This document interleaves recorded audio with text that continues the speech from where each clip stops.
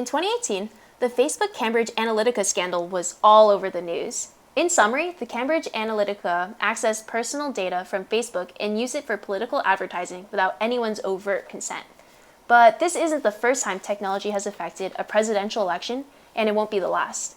In fact, the 1968 and 72 elections of President Richard Nixon were probably one of the most influential elections that have shaped our current political landscape. But to understand technology's role in this, we need to go back in time. It's 1863, Reconstruction era. The Civil War has just ended, slavery is now illegal, and the South is very, very poor. This is what the election of 1864 looked like. Abraham Lincoln won by a landslide. The Republican Party had firm control over the North, and over decades, the Democratic Party would expand its control within the South, like this, the election of 1920. There was still variability, but clearly the North was dominated by Republican vote and the South by Democratic. And as we get closer to 1972, we have 1960, 1964, and then we end up in 1968 with this, and in 1972 we get this. What in the world happened? How was the Republican Party able to win over the Democratic South? Well, technology happened. It was the power of AC, otherwise known as air conditioning. Are you trying to tell me air conditioning was what got Nixon elected? Yes, I am. In 1902, Willis Carrier invented the first air conditioning unit. And during the Great Depression, people swarmed movie theaters just for the AC. In 1945, Life magazine titled an article, Air Conditioning. After the war, it will be cheap enough to put in private homes, but apparently not cheap enough for Dartmouth. And according to Energy Information Administration, by the late 1960s, most new homes had central air conditioning and they were more affordable than ever, fueling population growth in hot weather states. So what does this all mean? Mass exodus.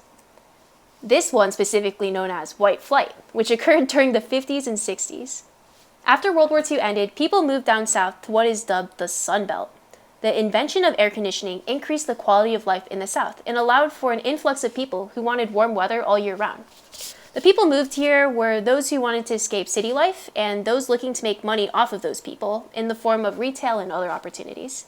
Alright, back to politics. We have a large movement of people moving to a new geographic location. How can we use this to win an election?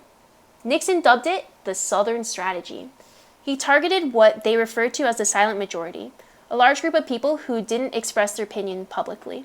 This is the 60s, a time when media highlights the counterculture, the hippies, the drugs, basically the vocal minority. Clearly, the Southern Strategy worked. In fact, the GOP still uses it today.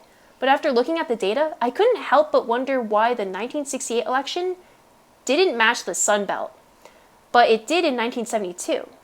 So after doing more research, the specific area that doesn't match is referred to as the Deep South, shown here. And what's really interesting is if you look at the population in the Deep South, majority are African American, shown in purple. It's the 60s. The civil rights movement has already reached its peak. For example, in Mississippi, African American voting registration jumped from 7% to 59% between the passing of the Voting Rights Act of 1965 to the 1968 election. But not everyone was in support. Many white Mississippians feared social upheaval, so they voted for George Wallace, who ran on a pro-segregation platform. And as you can see here, he was the one who got the Deep South votes in orange. In response, Nixon created a more moderate platform and ended up earning a good number of black voters nationwide. But in 1972, things were different. Nixon wanted both populations, the white flight movement, attracted by the quality of life in AC, and the white folk who already lived there without AC, who feared the civil rights movement.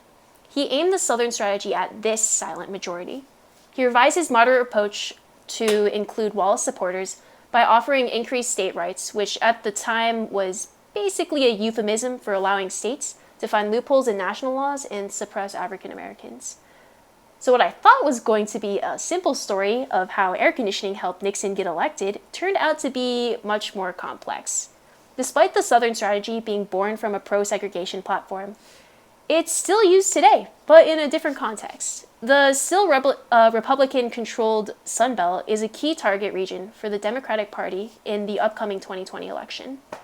Who knew air conditioning would have such profound effects on our current political environment?